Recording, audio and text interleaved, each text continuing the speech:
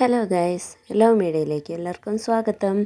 ഇന്ന് ഞാനിവിടെ ഉണ്ടാക്കാൻ പോകുന്ന ഒരു കർണാടക സ്റ്റൈൽ ബ്രേക്ക്ഫാസ്റ്റ് റെസിപ്പിയാണ്.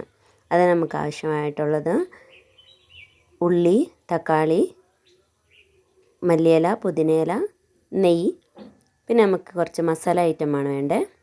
ഇത് കറുവപ്പട്ട, ഗ്രാമ്പൂ, പെരുംജീരകം, ഏലയ്ക്ക, പിന്നെ ഒരെണ്ണം എന്നാന്ന് ചോദിച്ചാൽ ഈ കറുത്തതായിട്ട് കാണുന്ന അതിന് കല്ലുഹൂവ എന്ന് പറയും.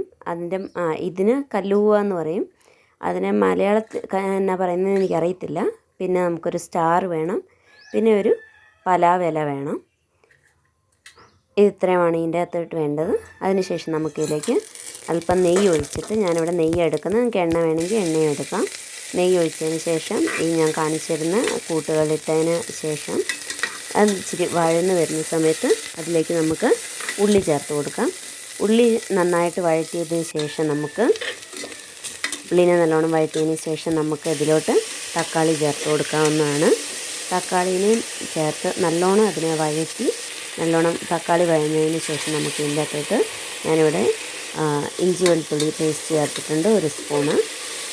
അതിനുശേഷം നമുക്ക് മല്ലിയിലയും പുതിനയിലയും ചേർത്ത് കൊടുക്കാവുന്നതാണ്.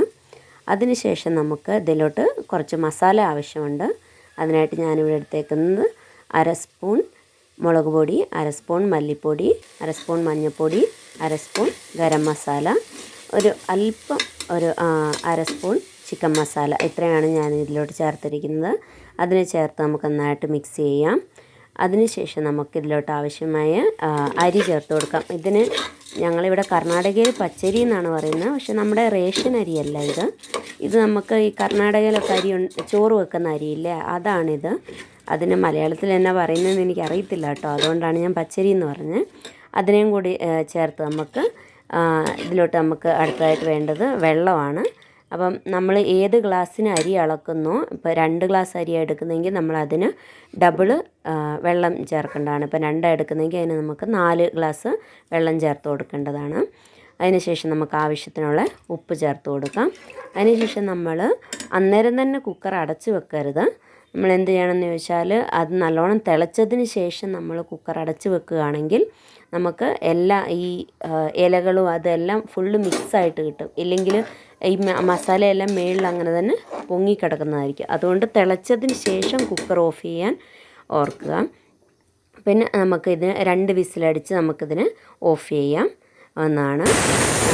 അത് ഞാൻ മുമ്പൊരു വീഡിയോ ചെയ്തതിൽ ഞാൻ പച്ചരി എന്ന് പറഞ്ഞത് നിങ്ങൾക്ക് മനസ്സിലായില്ലെങ്കിൽ അതിന് വേണ്ടി പറഞ്ഞതാണ്. ഇവിടെ നമ്മുടെ ബാത്ത് റെഡി ആയിട്ടുണ്ട്.